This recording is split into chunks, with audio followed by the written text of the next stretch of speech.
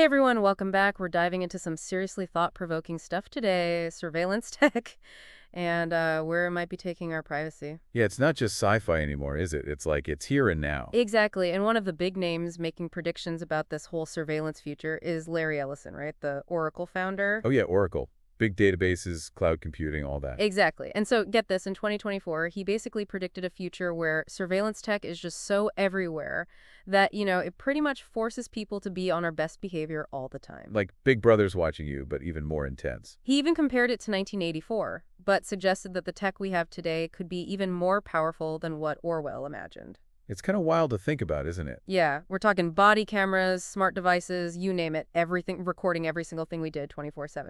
So the article we're looking at today, it digs into Ellison's predictions and what they could mean for us, for everyone.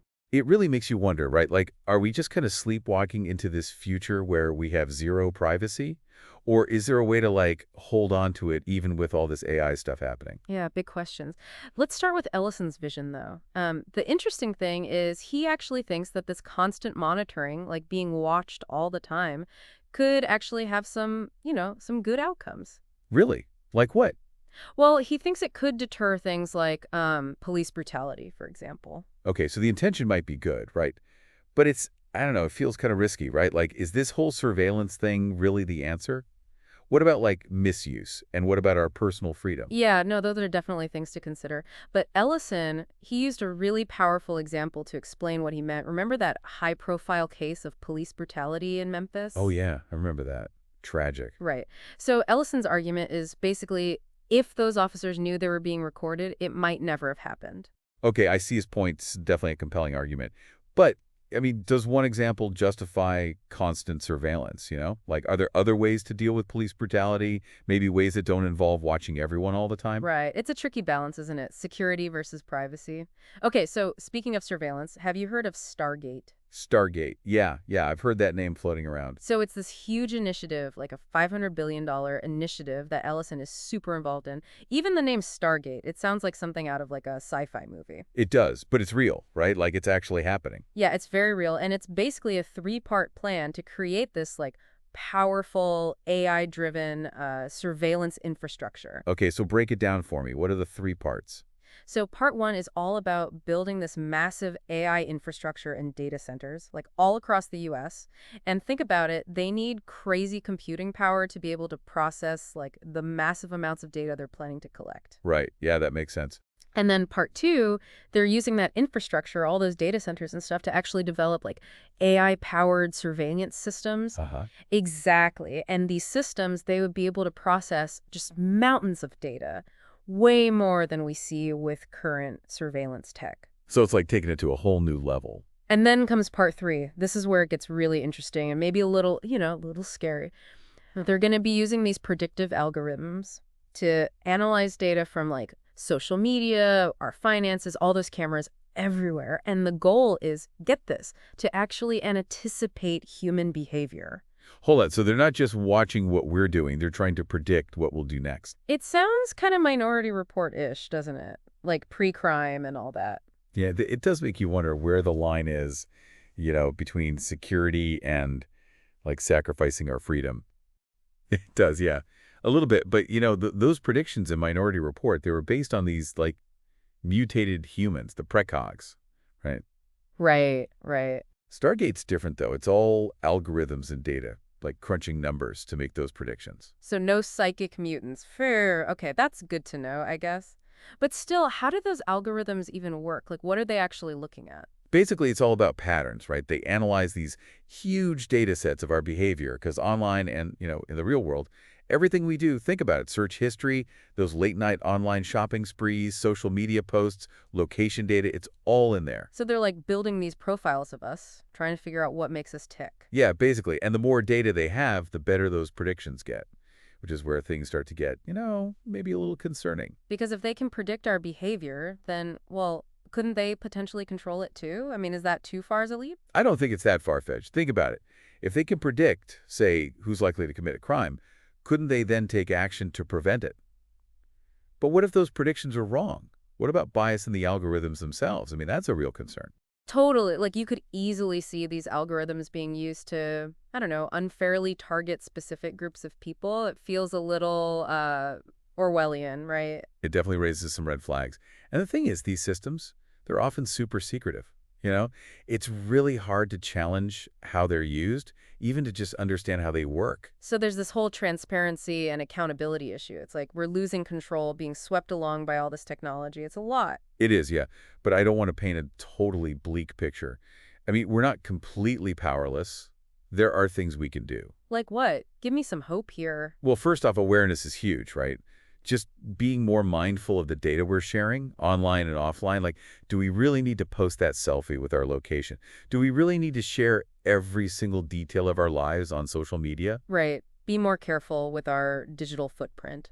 What about the tech itself, though? I mean, are there any alternatives to those big companies that are like constantly hoovering up our data? Absolutely. There are these privacy-focused browsers, and messaging apps with strong encryption and search engines that don't track your every move. They might seem like small things, but they all add up. Okay, that's good to know.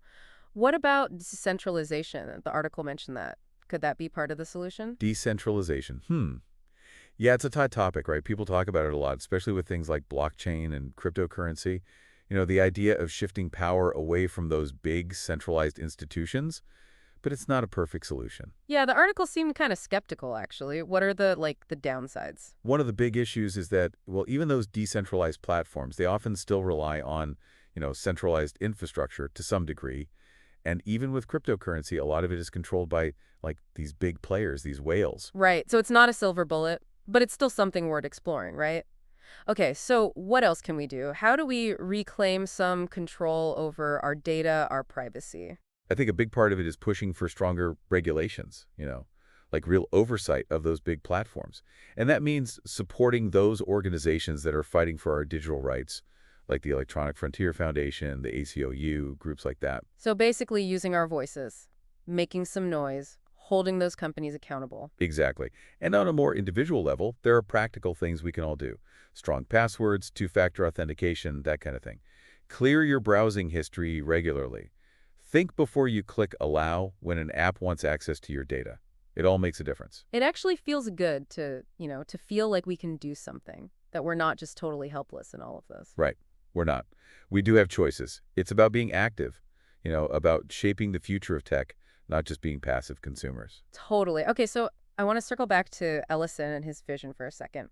It's not all bad, right? I mean, there are some potential upsides to surveillance tech, aren't there? Definitely. For instance, it can be a really valuable tool for law enforcement, especially when we're talking about serious crimes.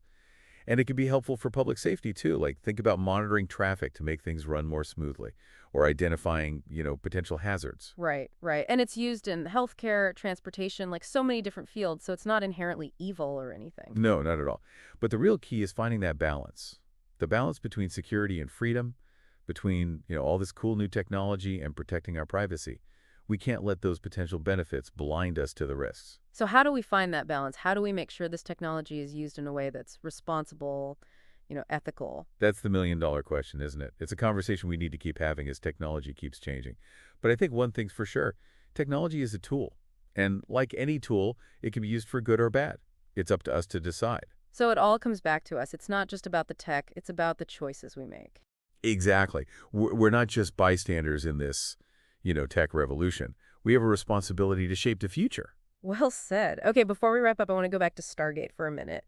And Ellison's whole vision, he's basically saying that all this surveillance would make us behave better, right? You buy that? Would we really all devote our best behavior if we knew we were being watched 24/7? I mean, it's an interesting thought, isn't it? Like, on the surface, yeah, it kind of makes sense. If you know someone's watching, you're probably less likely to, do something wrong. Right, yeah. It's like the eyes are the window to the soul, right? But then I start thinking, with all this surveillance, it's almost like the cameras become the windows to our souls. And that's kind of creepy. Yeah, no, I get that. It definitely makes you think about, like, human nature, right? Would we all just become, I don't know, more conformist, more careful about what we say and do, less willing to, like, really express ourselves if we knew we were always being watched? It'd be like living in a panopticon, right? Oh, what? A panopticon, it's this prison design. Like the guards can see everything, all the prisoners, but the prisoners never know if they're actually being watched at any given moment. Oh, okay. Yeah, and the idea is like that constant possibility of being watched, it creates this self-discipline. Interesting. So with all this surveillance tech, we could all end up feeling like we're in a panopticon. Yeah, maybe. But the thing is, that whole idea, it assumes that, like, the people doing the watching, the people with access to all the data, they're always going to be, good and fair. Right, that they'll use that power responsibly. But what if they don't? What if it falls into the wrong hands? Or what if those algorithms, the ones making all the predictions, what if they're biased? Exactly. I mean, we've already seen AI systems that, reinforce existing prejudices. It's not a stretch to imagine those same biases showing up in surveillance systems, right? Leading to people being unfairly targeted. Yeah, that's a big concern. I mean, it gets at the heart of the issue with Ellison's vision. It's all based on this trust in technology and in the people controlling it. But what if that trust is misplaced? Right. So maybe the question isn't really whether constant surveillance would make us behave better, but like, what would it cost? Are we willing to give up our privacy, our freedom, just for the promise of, security and good behavior? And who gets to decide what good behavior even is, right? Like, what if the people in power decide that certain types of speech or protests or just, disagreeing with them, that's not okay anymore, that it's not good behavior? Whoa, that's heavy stuff. It feels like we're talking about way more than just technology here. We're talking about the future of, like, society, what kind of world we want to live in. Exactly. It's not just about the tech itself. It's about our values, our principles. We can't just ignore those things. We can't just sleepwalk into this future. No, we can't. We got to be aware, engaged, and, willing to fight for the kind of future we want. Couldn't have said it better myself. Okay, so I think we've covered a lot of ground in this deep dive, right? From Ellison's pretty out there vision to the pros and cons of surveillance tech, the whole decentralization thing. It's a complicated issue, no doubt about it. It is, yeah. It's complex, but it's an important conversation to have. I mean, the technology's already here. It's up to us to decide how we use it. Do we create a dystopia or do we choose a different path? That's a question we all need to think about. So thanks for joining us for this deep dive. I hope it's given you some, food for thought, maybe even some ideas about how you can be a part of shaping the future of privacy. Stay curious out there, stay informed, and stay engaged.